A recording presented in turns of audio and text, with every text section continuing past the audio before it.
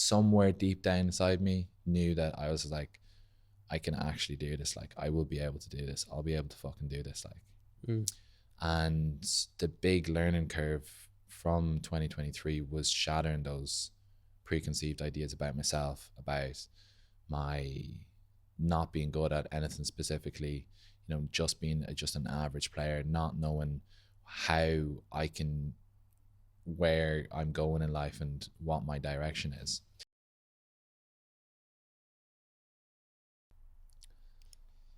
Liam, how are you? How are you this week? Brian, I'm all good. I'm all good this week.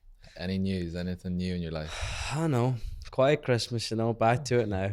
It's just the Back usual. into it, yeah. So last week, obviously, we were speaking to Mark and Paddy from the Kaizen Collective, The two boys. two friends of ours. So, how you settle in? How's all after New Year's? Get Good, back man. into It was hard coming back, I must say. It's tough leaving family, obviously, when you're at home. But no, literally, once you get back and hit the ground, good to be back. Yeah, no, it's weird. Like being back home is so nice. Just getting it back into a routine is the hardest thing. Like, it's just absolutely. getting back into the things that we were doing previously, trying to catch up. Like, we had a quick turnaround. Like, when you think about it. Yeah, well, we left here when it was 10 days.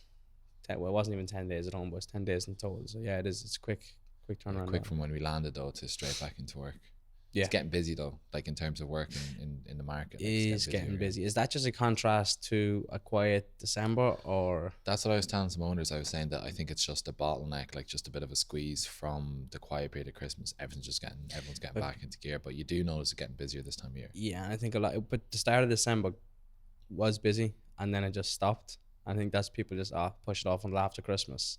Yeah. And we're getting that now. Like, that's what it is. And I think, but February is usually a busy month, and kind of the next few months will be busy regardless. Fingers crossed. Yeah, fingers crossed. Fingers crossed. All going well. So yeah, we're going to record another podcast with ourselves.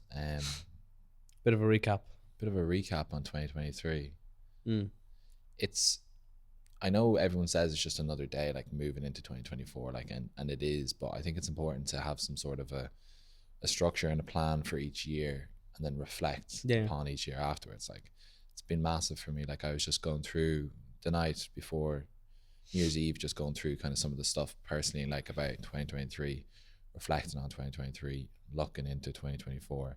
Do you find any New Year's resolutions, or do you believe in them?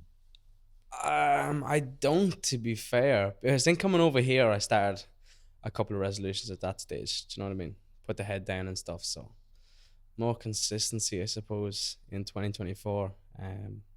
That's about it. Gonna see where the year takes me. Head down. Try and unlock the potential. Yeah, just work hard, keep it going. Consistency. Staying focused. Yeah, same with me. Like, I don't really believe in New Year's resolutions. Like, it's just another day, but it is important to try and introduce kind of new habits or whatever. Yeah. One that I'm trying to do is closing loops. Yeah, true. I keep telling everybody about this because the more that you tell people about it, the more you learn it yourself, like, and the more you kind of implement it in your life. So for anybody, what do you mean by closing loops? So closing loops would be anytime you start something, anytime you say you're going to do something, anytime you commit to something, anytime you start a new task, and you whatever, you open a loop, and you don't realize how many open loops you have in your life. But open loops cause so much anxiety around them, especially if you're procrastinating them. So my philosophy is to try and start closing some loops. So this could be hard conversations. Like, I'm a stickler for putting off hard conversations, and then they cause procrastination and they cause anxiety. So do you find that do you find that open loop drains energy, as in it's seeping out through that gap? Yeah, because you're not focused on, like, you can't be focused on a load of different things, like, so it's just like closing them. So it's just like done. Any task that I'm supposed to do, any hard conversation I'm supposed to have, any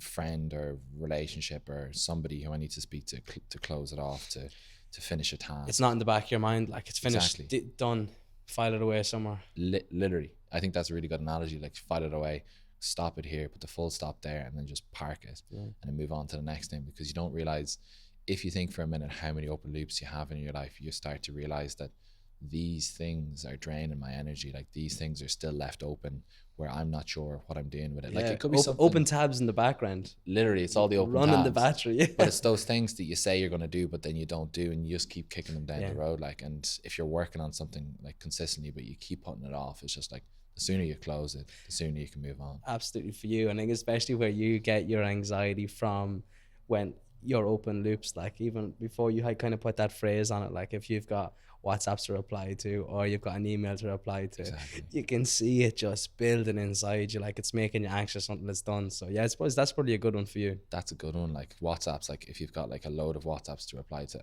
they're all left and you're waiting to reply to them. The second you've replied to all of them, you close it. That's the Sunday scaries.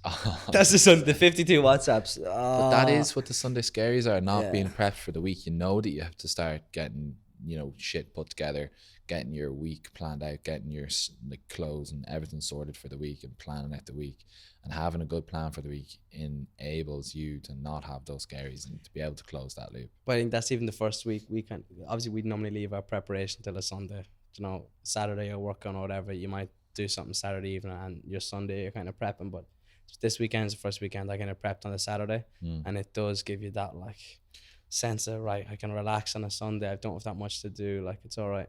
Yeah, because when we landed midweek, when we landed on Wednesday and going straight into work on Wednesday from landing Tuesday night, like that was just not prepared. Like that was bags still packed, like going straight into work and trying to firefight. Basically. I didn't try.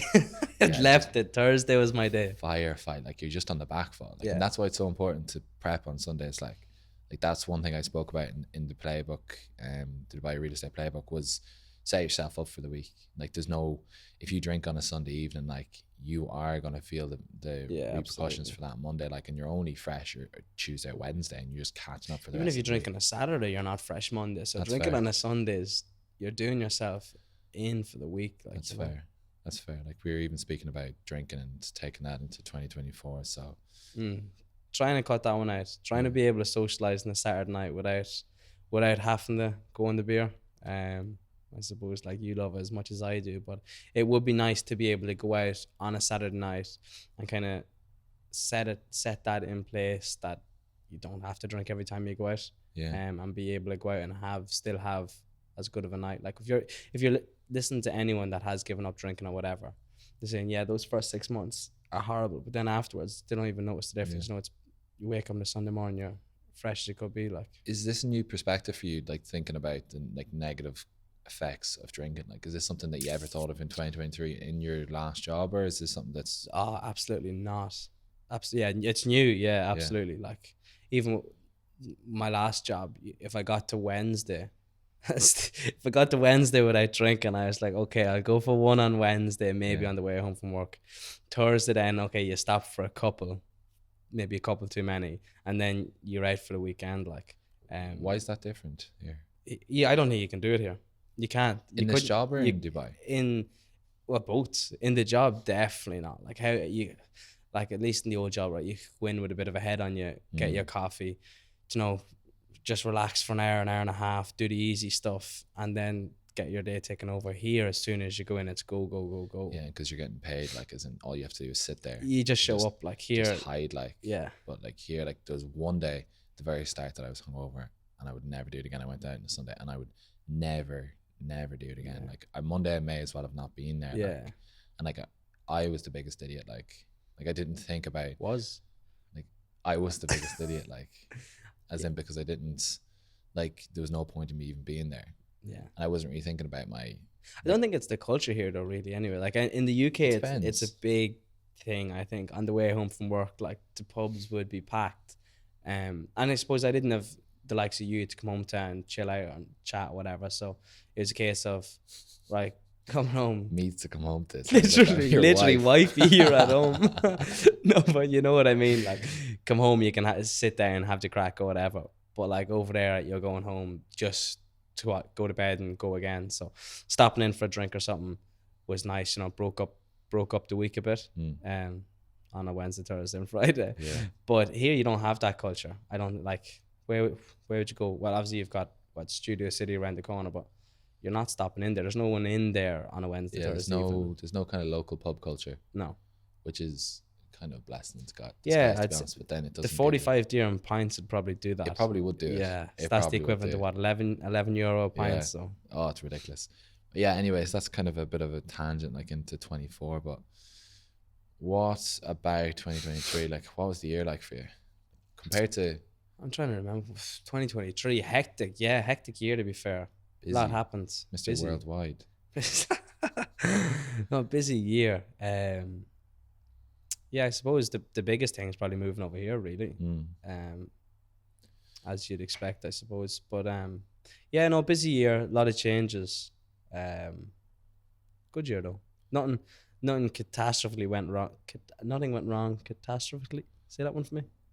Catastrophically. Yes, that's the I was one. about to say that. Yeah, nothing went catastrophically wrong. So I suppose that's something to take out of the year. I think each year for me is being better than the last. Like I always like try that and try and reflect, and every year like it's always been better than the previous year. As in like I've come on so much, like I've like improved like myself so much each year. Like it's just night and day. I think that's one thing you do well though, is actually been setting aside that time to reflect. I haven't really done that yet, and I need to for 2023. Sit down, pen and paper, and just reflect on how the year went, how I felt throughout the year, how I feel about the year, and how to bring that forward through to 2024. Yeah, Mark and Paddy sent me on one from Modern Wisdom from Chris Williamson. It's like a full recap of 2023. Now I had already done my own, but it's something I'm only trying to do. But that's from journaling every day. That all right, this is something that I have to do. It's closing the loop of 2023. It's recapping. Did you flick back through your 2023 journal? Yeah, like I was looking back on some of the goals I had set myself mid-year. Like I find it hard to set goals for a year. It's easier to do it in like kind of 12-week blocks. Yeah. This is something I stole from Mark. It's like 12-week blocks. Like it's so much easier to know what the next 12 weeks is going to look like. You feel like you can control them. Exactly. And I was reflecting on some of those things. So like, yeah, like I learned a lot in 2023. Like the kind of 3 branches that we wanted to speak about was personally what we learned from ourselves, what we learned about the job professionally, and I suppose what we learned about Dubai, because I think it's really important us sharing some of the hindsights that we have, so that if somebody is moving over here, which a lot of people do this time of year, that they can have some sort of an insight into it. Moving over blind, which a lot of people do, I think. In the dark. Like that's the whole reason I kind of started this, is because you get no grasp if you've never been here of what it's actually like. And it is tough to try and get kind of understand, even from someone explaining it, like what it's going to be like. You do really need to experience these things yourself. But if you can help that like at all, I think it would have been massively beneficial for me anyways. At least you know what you're getting yourself into. Yeah. You know, you're coming over here with absolutely no idea what the city's like or what life is going to be like. I know me moving over here, I thought life was going to be different. Not necessarily in a bad way or a good way, but I definitely had a different view on what it was going to be. Do you know what I mean? Brought the golf clubs, brought the paddle racket, you know, it's like grand, you know, golf once or twice a week, maybe paddle on the weekends. I can remember unpacking the bags. You were like, where do you think you're going? I said that to you. Where are you going to get the time? I was like, I'll get the time. When you came over with clubs, played golf once since I got here. When you came over with clubs, I was like, bro, like, what are you expecting us to be doing? Like, and you were like, what? Like, go ahead. I was like, this guy does not know. He doesn't learn today. Yeah. So like, speaking about that, like, if you want to, do you want to go first? What did you learn personally, professionally, and about Dubai? You had the opportunity to journal all this stuff. About Dubai? No, as in like there's the three kind of subheadings. So what do you want to start on personally? Yeah, personally, what have you learned about yourself in 2023? Like, what is it? You start us off there. Okay. So for me, see, mine is nice because I moved over here in February last year, so I only really had January, so it's basically a full year. Before I moved over, I had so much self-doubts, like, about myself. Pretty low confident, pretty like not great at anything. Like I've always been average at a lot of things, average at school, like average at sports, average at whatever. And when people would come in and give us talks about like, you know, find your passion, what are you good at in life?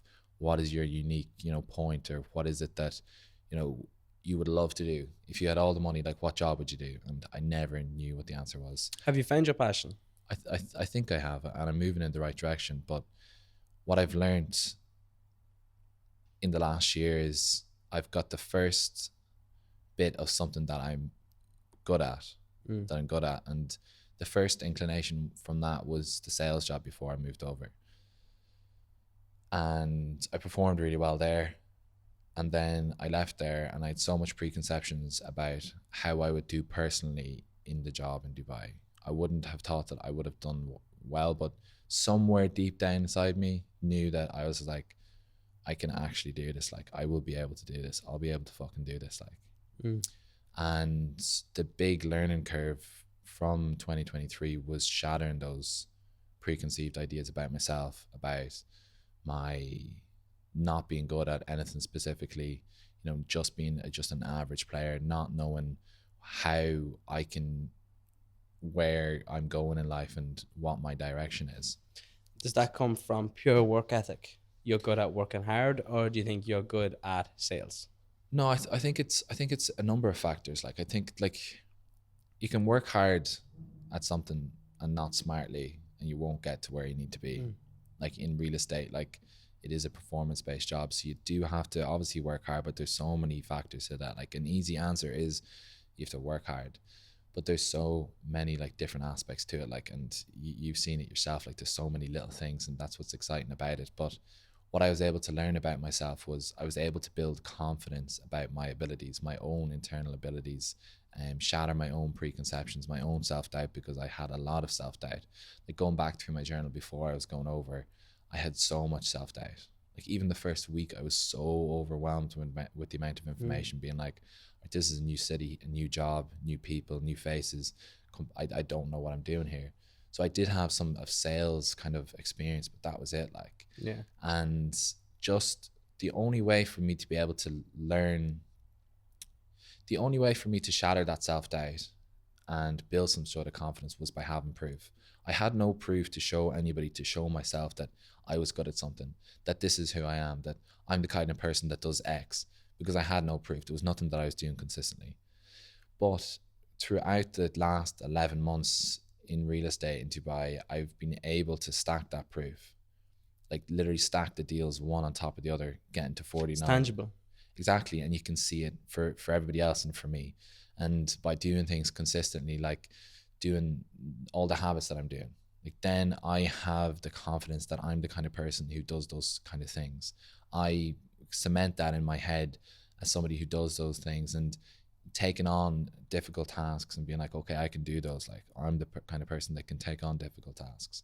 And I built up so much kind of belief from that. Like, now, every now and again, it does creep in, like when I move into sales and stuff like that, like that self-doubt does kind of come back in. It's that back of your head kind of thing. But the only way that I can avoid that is by building that proof. Like, Joe Rogan and Chris Williamson talked about this, that every time you do something like a habit, it's just like putting a layer of paint out in the ground, just like a layer of paint. Like, every day that you do some habit, it's just another layer of paint, another layer of paint. They were talking about this with their podcasts.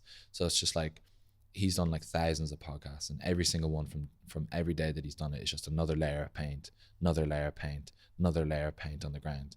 And after a while, you stand back and you've got this big massive mountain of paint just from doing the small things consistently every single day.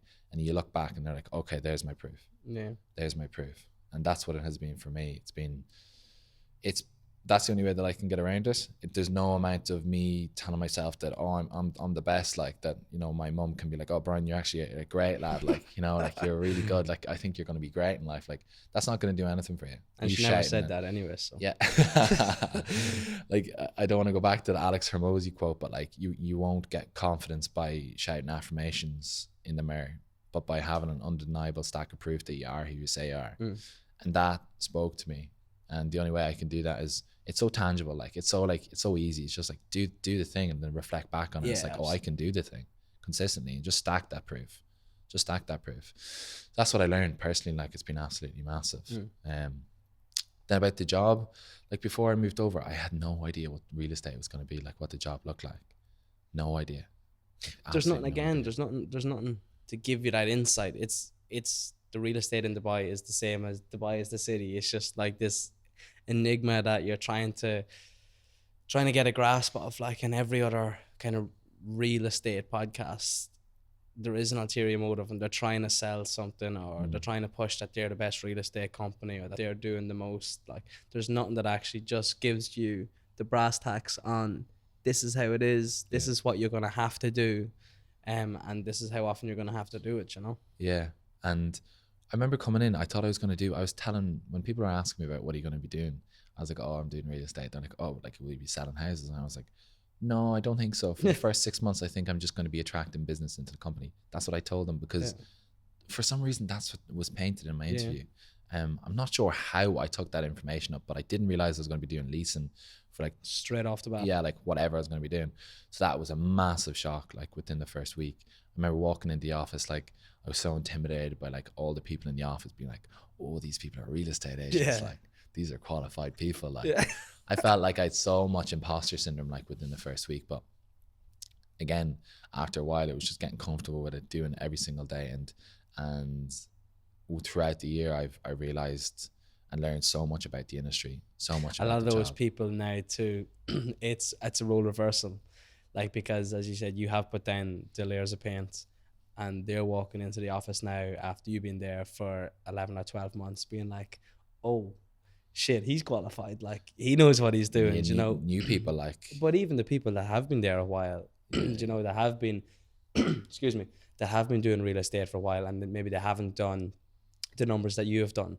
Do you know what I mean? Like, you have people there how many years that are coming up asking you, like, how do you do this, or can I have help with this? Like, that's such a role reversal from when you walked into the office for the first time. I know, it's so funny. Like, I remember after my second month, like, after the first month, I was just like, when new people came in, I was like, oh shit, I'm not new anymore. Yeah. Like, I still don't know, like, why are new people coming in? I don't know the answers yet. So I learned so much about the job, but I've learned, the real estate industry is really weird. I haven't figured it out fully. You do have to learn quickly though, don't you? Because as I said, like, once you start, realistically, it's up to you. If you want to take in the information and learn fast, well done. If you don't, we don't really give a shit. Like, yeah, and you're not getting paid to learn, like, so you really have to learn a lot of information quickly. But like, the main things that I learned about the industry, that it is really performance based. Like, you really can do well if you do the right things. And that, what are the misconceptions about real estate? It's what's painted on social media. Like, I think through conversations of me speaking about this previously on the podcast, it's almost like a broken record, but it's not what it's made out to be on Instagram, TikTok, Dubai Bling. I would struggle. The watches, the cars, the suits. Yeah, I would struggle to understand if somebody actually thought that was going to be the case, because it's just not at all. The other big preconceptions, that there would be a high barrier to entry, that because they chose me in the interview, that I was like, oh, struck my ego, like, listen, I must be qualified to be a real estate agent. They must have saw something in me. When I didn't realize that they can just open the door, and anybody who walks in the door can be a real estate agent. And that is, like, obviously it's great for the companies, because they're not paying wages, they don't care. But as you said, it is a flaw in the market that barrier to entry is so low. Like, do you know how often has an unqualified agent obstructed your job? Do you know what I mean? Or stood on your toes, right? And it is such an annoying thing when they just let anybody in, and people that are here because of what they see on Instagram, or because of whatever misconceptions they might think about it. And it can just, like, as you said about it, overinflating the market. Like, with agents promising owners you can get X, Y, and Z for their property, when it's never going to happen, because they're the ones that want it. They put it up for that price. The owner next door sees it for that price. He puts it up for that price, and nobody is getting that price. Like, so you've got all these properties up for stupid money that no one's paying for, and all just because what? The agent said to an owner, oh yeah, you can get this. Like, it's mad how manually the market can be manipulated, like, by just a group of people. And you realize, and like, that kind of leads into another preconception, was that real estate agents would have a good name. You just assume like it's a good job. that you wouldn't be looked upon That's as like scum of the earth. That's a kick in the teeth when you come over. That is an ego Coming check. over like, oh, I'm a good lad. Do you know what I mean? I'm gonna work hard and do what I can for these people. Hello, it's Liam. I work for X. Hang ups, like, fuck off. Yeah. Like, what? And you do it again and again and again, and you have to realize like these people see you as the scum of the earth. Like, Yeah, and it's funny when we introduce ourselves to new people. It's just like, I'm a real estate agent, and you can see it like a flicker behind the eyes. Just then being, what do you do? Yeah, it's just like I'm a real estate agent, but I'm not like the rest. Yeah. Yeah, I'm worse. But it's important to find a good group of people within real estate that you can trust, like as in, you know that yourself from meeting different people. It's just like, okay, I need a person here that I can trust, a person there that I can trust, a person there that I can All you need is one. Yeah. One per area and you're sorted, you know. That's, yeah, like, and it's harder found than not, but there's so many real estate agents. Everybody tries their hand at real estate. Yeah. Everybody tries their hand. Like, even owners who are involved in the market. Like, I had a seller who decided after, you know, we did the deal after I sold her property, she was like, oh no, the buyer told her was like, you know, you'd make a good real estate agent. Wow. And you could see the light bulb go off. Yeah. You could see the light bulb go off, and she was like, I'm gonna be a real estate agent. That's it. And that's all. That's all she wrote. Like, and then straight into a real estate company. I won't mention which. Axe Capital. I was straight in the door, and now she's a practicing real estate agent. But anyways, I digress. That one stung, didn't it? It did. It did indeed. It came around to bite you. No, it actually didn't. It didn't. We won't get too much into it. But okay, so yeah, look, those are, I suppose, what you've learned anywhere from the industry. The city. What has this city taught you in a year? Let me see. All right. What have I learned? Yes. What have I learned about Dubai? It's kind of much of the same. Like, the preconceptions are that it's a sort of place where, you know, the rich come, materialism, like lack of depth in people, which is definitely there, but it's not all that it's painted out to be.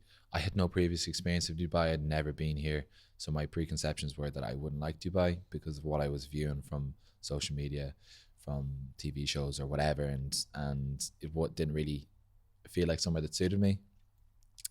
But what I've learned is a city is what you make of it. Like, there's a population of over 3 million people in this city. Like, you can find your group, you can find your tribe. Now, it is hard, but you definitely can find it. You can make this place whatever you want it to be. It's extremely fast paced. I've never been in a faster paced city in my whole entire life. When I took a break and went to Thailand in July, it was weird for the first few days, and even when I went home, it was weird for a few days. It was like, okay, everyone's not rushing around in like this hustle culture. Like, the roads aren't even really, really busy. Like, even when we went to Abu Dhabi, I was just about to say that. Even when we went to Abu Dhabi, as soon as you step out of the car, it was just slower. We literally drove down, got out of the car whenever we had the hotel booked, two of them, and then I explain that story. We booked the hotel for the night. Brian booked the hotel and booked it for the following week, was it? Yeah, I booked it for the 29th of December. Showed up. That's not the first time I've done that. No, Mr. Flanagan, you don't have a booking. And I was like, the second I saw them scrambling and looking for it, I was like, I've done it again. I've done it again. I did it for Oppenheimer when we went to the cinema a few months ago. I did the exact same.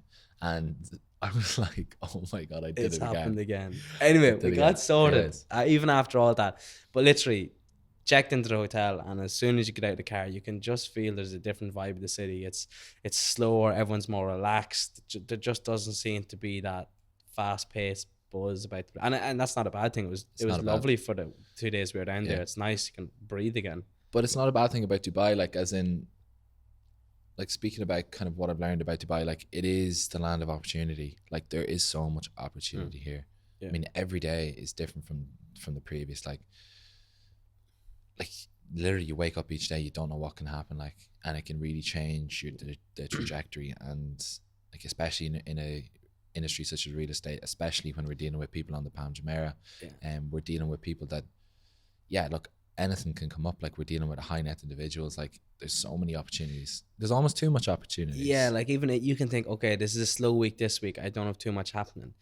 Next thing, you've got one phone call and you're on top of your head for 4 days trying to find stuff or sort things. Like, and it I suppose that is the exciting thing. Like, when I'm waking up in the morning, I'm like, okay, go again. Like, you have to have that in the back head. It's like, anything could happen in the first 2 hours I'm here today, and Yeah. it could completely change my week. Yeah, but I'm really starting to love Dubai. Like I've gotten a lot of appreciation for it within the last few months. And the first few months were quite difficult. Like you're kind of in that scarcity mindset. Like it's just Keep like, the head above water. exactly. Like so it's hard to enjoy the place. Yeah. Like it's really hard to enjoy the place. So then after a few months, like if you settle down and if you start doing a bit better, like then you can just do things that you actually enjoy, and you don't have to stress about doing the things. Like you don't have to feel guilty about enjoying yourself or going out and taking a day off on a Sunday or doing whatever. Like like there's so much to do. Speaking to one of the guys in work there on Friday, like just kind of like, any plans for the weekend? And he's like, no, like if I'm going out in the weekend and I'm not making the money I need to be making, like I feel like I'm cheating. Yeah, it's like I feel like I'm doing myself an injustice, and that is so fair. Like the fact that you're not on a wage, just like I can't afford to do this. Like I should be working, I should be making more money. That's only some people. That's some people who have that kind of that's how I feel. I That's still how do it. That's how, I that's still, how but I would feel bad about it. Yeah, that's exactly what I would do. That internal self-critic. Yeah. But every now and again, like it feels like I was saying this today. It feels like something is different. Like something is changing. Something is coming. Like there's certain parts of my life where I've felt like there's something coming up here. Like there's something around the corner. Like, and I had that when I was in leaving cert and when I was 18, and I didn't know what I was going to do for university. But there was this month in like October, I was like, there's something coming up here. Like I'm gonna know within the next few weeks. Like something that's gonna jump out at me, and it did. Like, and I ended up doing psychology. How'd that go for you? It went well. I used it every single day. No, but I feel like there's something coming up. I feel like there's something coming up, man. There's a row brewing in here. That's there's something good coming up in the next few weeks, and I can just feel it. Like maybe it's just kind of the transition into 2024 or something. But I think you can feel it, like a ticking time bomb. Like you can, in a good way. Like you can feel things are starting to stack. There has to be something big coming. Like, and I suppose what you saying about how the first couple of months you didn't know how you felt about Dubai, and you're now starting to love it. I'm in that first stage now. Like even going home at Christmas, people asking how you're finding it, and my answer was that I'm not in love with the city, but the fact that there's so much opportunity just sitting around every single corner, that's hard not to get excited over. Yeah. You know, like not knowing what's going to happen tomorrow or what's going to happen in a week, like that's what'll keep me here until I love it. Yeah. You know? And everybody's in that hustle culture, and things are accelerating at such a fast pace because nobody's guaranteed to be here. Like everybody's an expat. Like, and I would be so interested to find out like some sort of study, because like the studies are well documented about people who are expats in foreign countries and how they outperform the people who have born there and grown up there. And everybody in Dubai, the majority are expats. Like, so if you get a big cohort of expats, like they're all in that same hustle culture, they're all in that same mentality. So how does that progress a city so quickly? Like everybody is here, nobody is really calls this their home except some people who were born here, especially here. Like the fact that you have, right, so you have a lot of expats in say Spain as well, but they're not there hustling. They're there to live for the lifestyle or for the culture. Like if you're here to work majority of the time. You know, like, and that it's a ball in motion. Like, yeah. That's what I learned. I hope that gave you a bit of an idea of my turn. To be fair, a lot of those points are. But personally, what I learned, I suppose what I've learned, because my year obviously was kind of broken up in two. Obviously, I had my first half of it. When did I come home? My first probably my first half of the year was spent in London, obviously. What did I learn over there? I think I learned that I had to be doing my own, not doing my own thing, but I needed to be somewhere where I could kind of put my ambition to work, where I could control the outcome of your life, I suppose. Like when you're kind of in that 9 to 5, it doesn't feel like you have as much control as you could do if you're just doing your own thing, and obviously you don't have the stability or whatever, which is nice and that. But yeah, I think that was one big thing for me, definitely in the first half of the year, that I just realized that I need to go and kind of let myself be hungry. Do you know what I mean? Go and let myself get to work and kind of unlock to see what potential I did have, um instead of kind of just thinking to myself, oh, I could do this, could do that. Like, go and see what you can do, you know. Yeah, that is still kind of in the job kind of aspect. Do you know what I mean? Okay, Like, all but right, like, sorry. no, but you know what I mean. I kind of want to get like what's different about Liam in 2023, near the end of 2023. Let's say today than last January. Like, I know it's hard to look back Yeah, in talking about hindsight. throwing Like, me on the spot. Well, I probably should have been prepared, shouldn't probably should. I? But like, what does What feels different on a personal? what do you like To be personally? honest, I have kind of a better idea. Well, I do and I don't, of the direction I want to go in. Okay. Kind of when I was in London, as good as the job was and all the rest, and as good of the experience it was, like here, I kind of have a direction. You know, here's what I was there, just kind of fill in a space, get the experience, do the work, and obviously the experience will always stand to you. But here it's kind of right. I'm at the bottom of a ladder here now, trying to. I know it's going back to the job, but I have a direction to move in, and I suppose that's for now. That could change in 2025 again, but I suppose I'm moving. My life is moving with more direction. Yeah, I get you.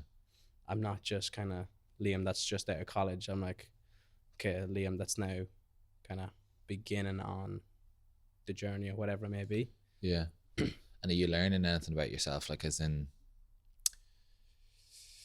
like, is your day structured differently? Is how you speak to yourself differently? Is how you know your relationship is with yourself, with other people, with how you might be able to, you know, react to situations, or how you look at your life or your week or your day? Or I think one massive thing I've learned from obviously the second half of my year here, is just that I'm kind of thriving when I'm busy. Like when I'm busy, I'm happy. And I suppose kind of trying to keep myself in that busy zone.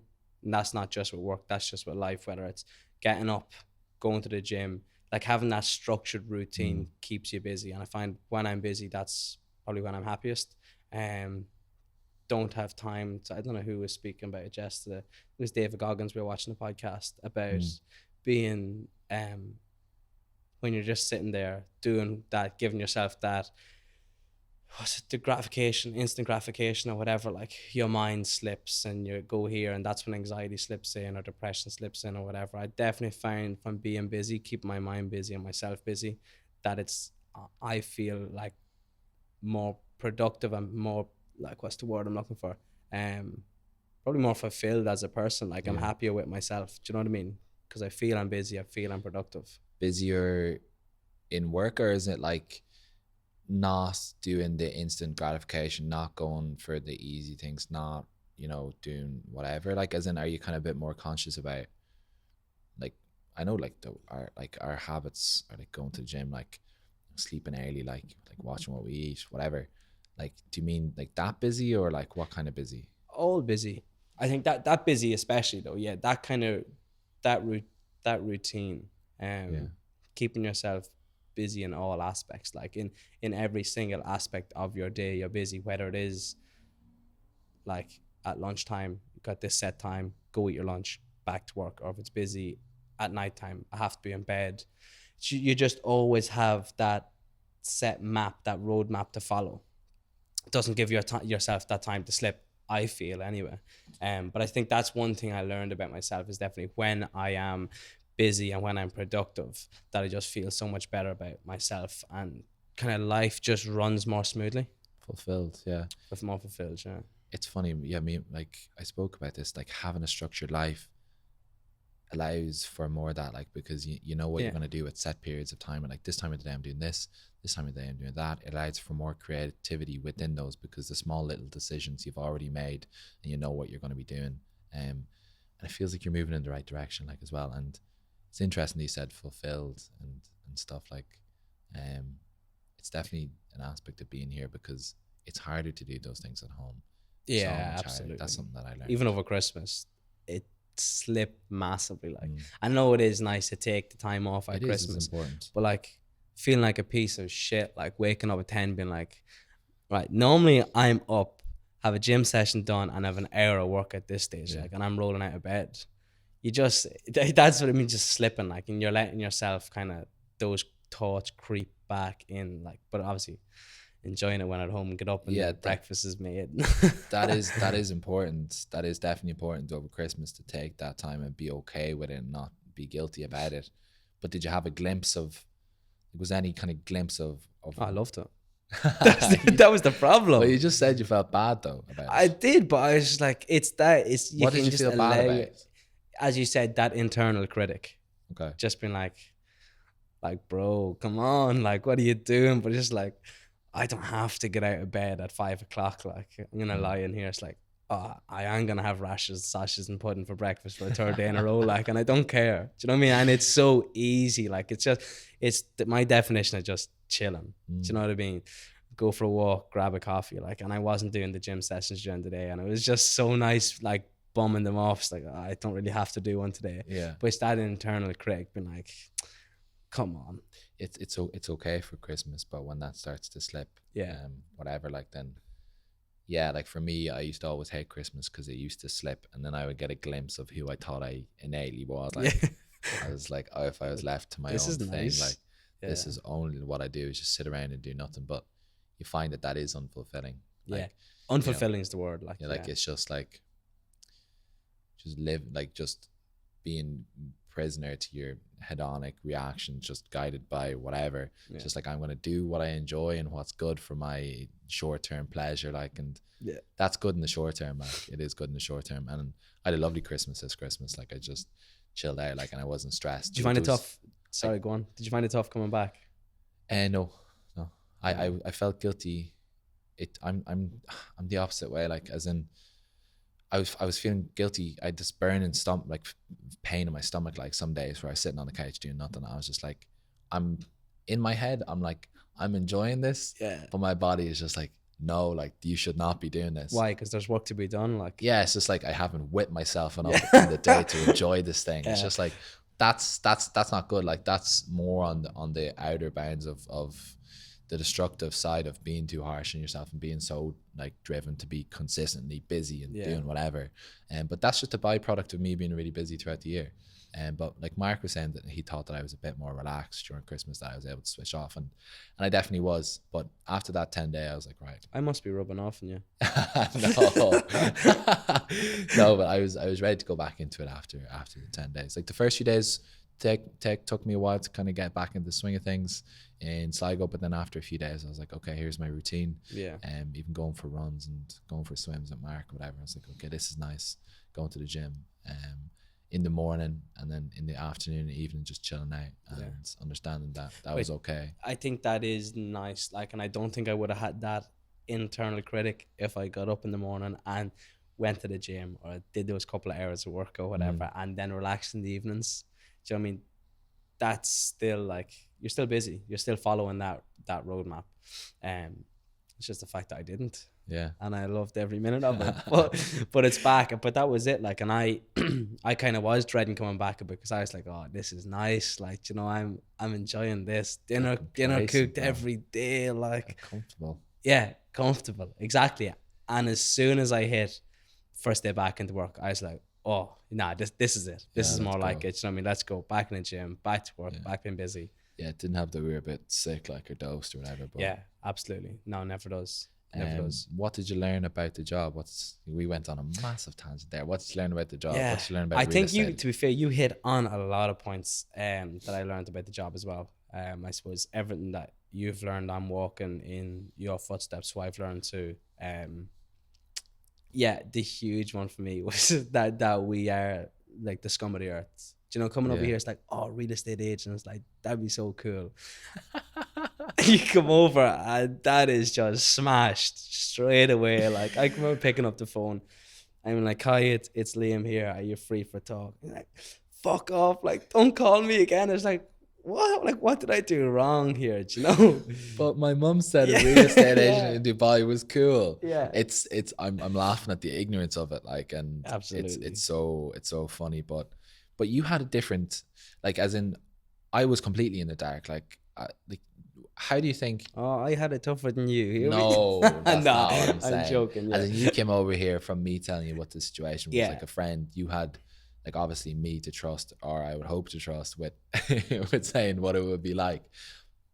So did you have any preconceptions of what the job was going to look like and what it did look like, or did I? To be fair, I don't think I had any preconceptions of what it was gonna look like, but I definitely knew I wasn't coming over here thinking it was gonna be a walk in the park. Yeah. I think which a lot of people do. So that's obviously a massive benefit coming over, like knowing, okay, this is go time, like have to put down the head and work here. But I suppose the eye opener was at the start, like like I love the work now, like, do you know what I mean? I love being busy, love being on the phone, love being out in viewings and stuff like that. Those first 2 months are tedious, like, Yeah. do you know what I mean? Because you're doing nothing but sitting in the office for your 9-10 hours a day, trying to make yourself do calls, trying to make yourself send out emails. You know, you're doing the work that now we would see like, oh, that's the tedious work, like, but back that's the only work you had to do when you started. Yeah.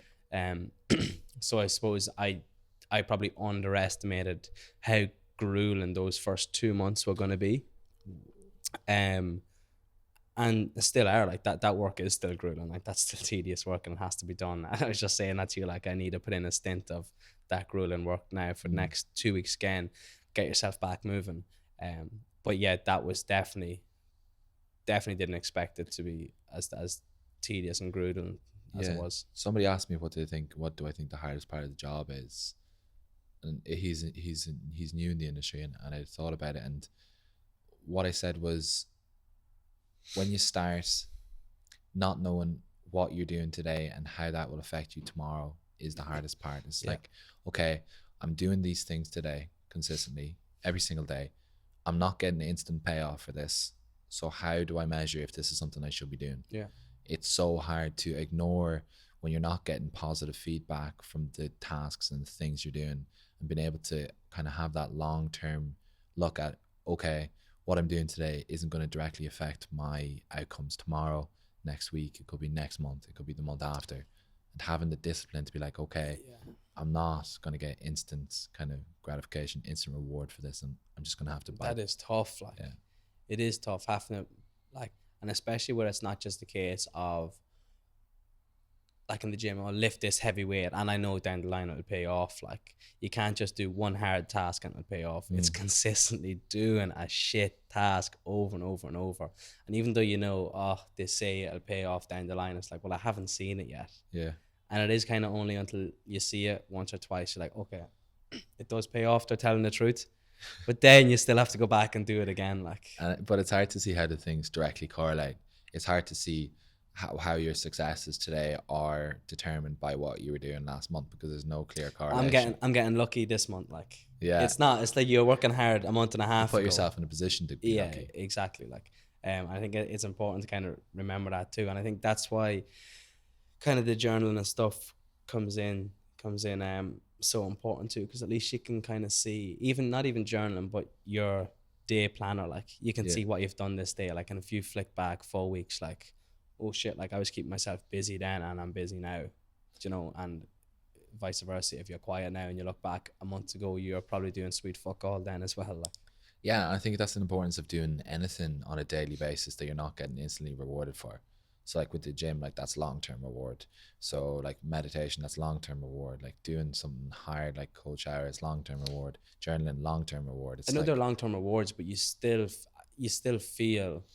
get that instant, like you go into the gym, you feel better working out, you get that hit of dopamine, or you do your meditation and you feel more relaxed afterwards. That's true, but like I think that it becomes less and less as the time goes on with meditation. It's not like every time I do it, I feel good. Like I'm doing it for the longer thing, so I'm like building that muscle, that mental muscle of long-term. It must be working if you haven't snapped at me yet. I've snapped at you. You haven't. I do a lot of poking. Yeah, you do. But I know when you're poking. Like I think, yeah, one thing I need to focus on is I would hate to be the kind of person that would snap. Like, Yeah. that just shows absolute Yeah, I lack snapped of, over here. Snapped over here once but it does in show work. a lack of inability to control your emotions. Self-control, Like, yeah, and you feel like a dickhead afterwards. yeah, it's just instant regret. Yeah. But yeah, that's a lot about the job. So what did you learn about Dubai? Like, what were your preconceptions and what have you learned? To be fair, I kind of came over with zero preconceptions. Kind of just jumped right into it, and I know I said that before. Didn't think too much about where I was going. That never really bothers me. To be fair, it's somewhere new, so grand. It's exciting. I think that's a good way to look at it. Like, I think it's not having any expectations, like, for the place that you're moving to, not having any preconceptions. It's no preconceptions, but you'll still have expectations. You know, just because you'll compare it to where you've been in the past. And I know me, you know me, I compare everything to Valencia, everything to Spain, because I love that place. So everything I have is compared to that. So in comparison to that, I don't think it's fair to compare them, actually, because they're two completely different things. Yeah. But yeah, come over with no real preconceptions of the place. But I suppose what has surprised me about the city is it's incredible how summer can be so fast, but like no one's paths seem to be crossing. Everyone's buzzing around the place, but like those lines don't cross. Doing their own thing. Completely doing their own thing. And there's so many people doing it. It's like, oh, you have to bump into someone. You don't. Like, you're here, you may as well be in the North Pole sometimes, because like you're doing your thing. You might go one end of the day to the next without talking to someone. Like, yeah, you know, if you're just on WhatsApp. Exactly. Yeah. 52 messages. No, but it's I think, yeah, that's one thing. It's very isolated is not the word. That's an interesting one. In what sense?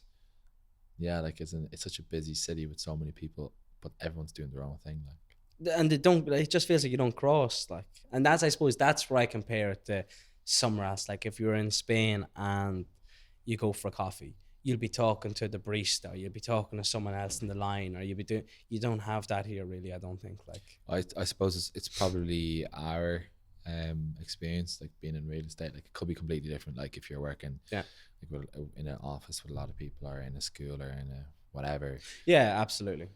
Yeah. I think that's that was one thing. Yeah, definitely, that was a big thing.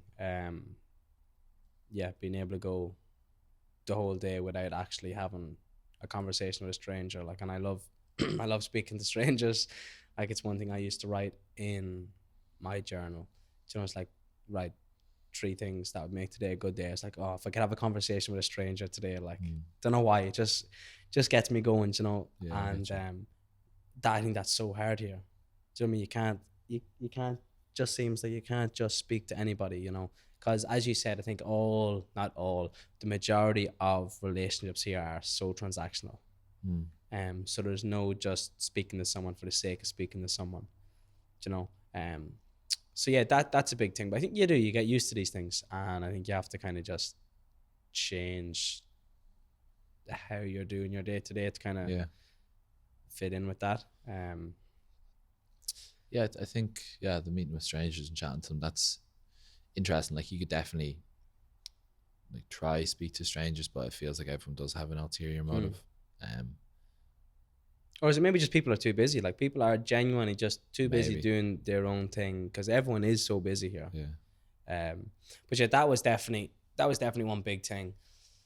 A second thing that caught me by surprise, there's the traffic count. Fucking traffic. My days. I know, it's bad. It is so bad, especially here. Like, as in the old place I lived in the studio, I didn't see traffic ever, because like working on the Palm, living in Alfrajan, it's just like there's no traffic. The roads don't get quiet. Like, there's no such thing. Like, we live beside a road here, and it never stops. Yeah, it really doesn't stop. Scheme never stops. I saw today that they're putting some plan in place to ease the traffic. But by when? By when is the question. That's the question, when we won't be living in Arjan anymore. Yeah, absolutely. Yeah. But no, to be fair, I do. I like the city.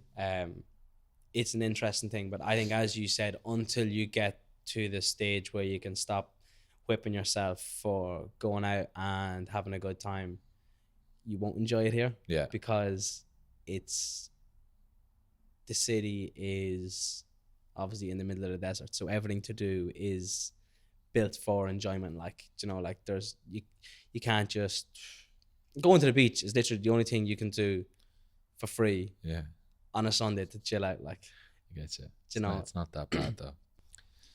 Yeah, that's interesting. But yeah, the main question, like, do you like Dubai? Do you enjoy it? all as a whole. Dubai is a place. Dubai is a place. Yeah, absolutely. Well, Absolutely, actually, I do. What? well, I just thought that you already had said that when you went back at Christmas that you were saying that. Tough to come back. No, that you were saying that to other people when they asked you, do you enjoy Dubai? You're like, yeah, but No, it's not. It's not that I don't enjoy Dubai. I'm not in love with the city yet. yeah, You know, like I think there's a massive difference between obviously enjoying somewhere and being like, oh, I could see myself here for my life. Like, yeah. absolutely, I enjoy it. Like, you know, It's got its pros and cons. it's the same as anywhere. You know, like the weather's good. You can go chill out on the beach on Sunday. But again, we're not here to enjoy the city. Like, Yeah, we're here to work at the end of the day, and I kind of come over and you knowing that. And I think both of us are kind of still in that mindset where we're not here to be enjoying ourselves.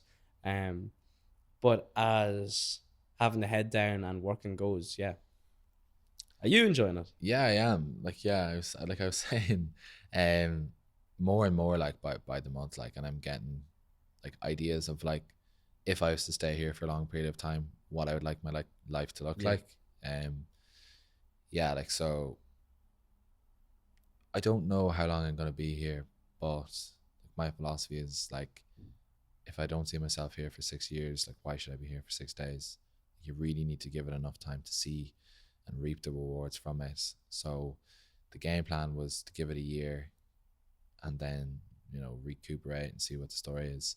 So I gave it a year, well, almost a year next February, but I'll be here for another while. I definitely think it's going to be the next few years, if I'm honest. Like, when my family were saying, how long do I think I'm going to be over here? I was saying the exact same thing. Like, if I don't see myself for 6 years, why don't I see myself for 6 days? 6 years would bring me up to 30. So that's potentially what I'm aiming for. Oof. 30 in 6 years, huh? Mental, isn't it? Scary. Scary. Not even 6 years for me. I know. 5 years. But like, and then you get to 30 and you don't realize that 30 is that old. yeah, That's absolutely. like people kind of. I suppose it's probably stressing you more with the fact you're going grey already. So. Good thing the camera There can we only see go. the front. There we go. No, Got my I'm one not. chance. I have to out you every podcast. One out. Okay, I'll let you Yeah. out with that. And I'm not going to snap at you because I meditate. Ah, I'm someone who please. meditates. But yeah, like, as in, I feel like you do need to give it that long stint of time. Like, and time does move faster here, so you can cover a lot of ground in a shorter period of time. But yeah, like, if I kind of compare how much I've changed within the last 6 years, if I was to give it another 6 years, I couldn't even imagine what it's going to look like. Yeah, Do you know what I looking mean? back 6 years is 6 crazy. years is 18. Yeah, crazy. And like, I just didn't know anything, and I thought I was grown up, and I didn't know anything. So I feel like I'm grown up now, and then me in 30 is going to look back at me in 24 and be didn't like, know anything. you didn't know Yeah. anything. And there's a lot of things that I will learn within those next 6 years, like I learned within the last 6 years. The question is, like, what are those things? What are the unobservable things? No, that I to clean will up learn? after yourself, Brian. Look, that's Oh the shit, second time second you're out. out of it. Like, the Uh-oh. third, you're getting the slap. All right. Okay, that's it. I'll button up. No, I don't want to get arrested. Sorry, Sheikh Mohammed. I don't slap people. But yeah, I think that's going to be really interesting. It's like, what are the things that I can't see that I'm still due to learn, and then in 6 years' time, what are those things I'm going to be learning? Yeah, like that you I don't will know have what you learned, don't and know. will I still be in Dubai?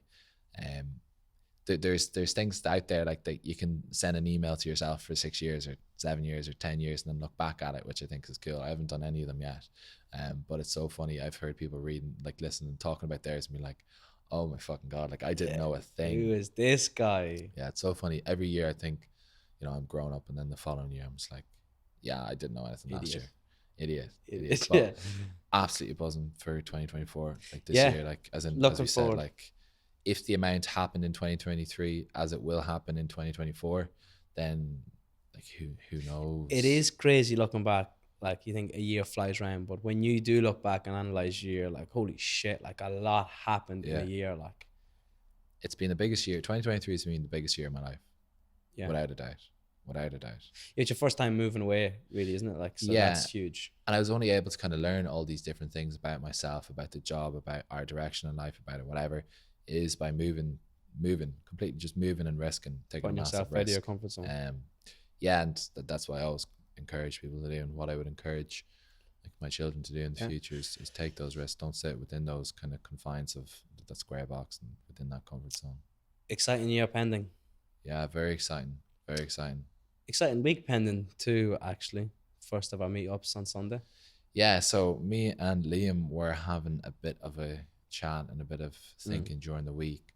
We want to kind of live by our philosophy of how we emphasize meeting new people and meeting a good group of friends, and how important that is, because it has been so important for us. Yeah, and building that community. And in a place like Dubai where we think it is needed. So we're going to do our first meetup this Sunday. I think meetup sounds very formal. We're going to do our first to be continued name.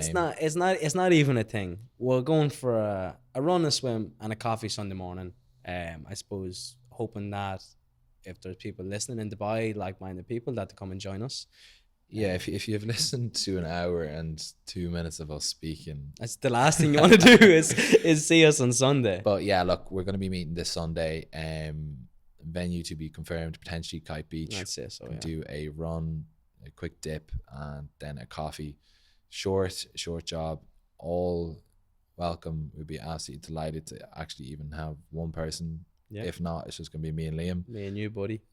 Like always. But yeah, we'll be putting this up on our Instagram, and drop us a message and let us know if you're around. We would be delighted to meet some new faces. Absolutely. As I said, it's all kind of part of building that community here.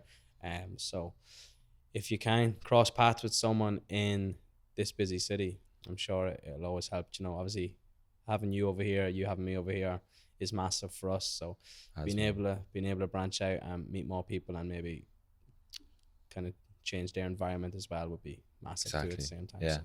It really is important. Like, something I keep thinking about is, if I surround myself with real estate agents for the next few years, then I'm just going to have serious groupthink. Like, we're all going to have the same opinions. We're all going to be thinking the same thing, and we won't see some of those new things that could be introduced into our lives. And it's the same for lessons about myself. Like, if I surround myself with the same kind of people, then we're all going to have the same opinions, and I'm not going to learn new things that I would be forced to learn. So having said that, that brings to close this episode. That's about it. I'm kind of sick of listening to you at this stage. I'm pretty sick of listening to you. Don't worry. After these cameras turn off. Oh, shit. I was going to say, after this camera turns off, we're going to be still living with each other. So we're going to still keep talking, Yeah, and I'll be putting on headphones for the evenings. But yeah, look, thank you very much to anybody who's been listening. All the support is really, really appreciated.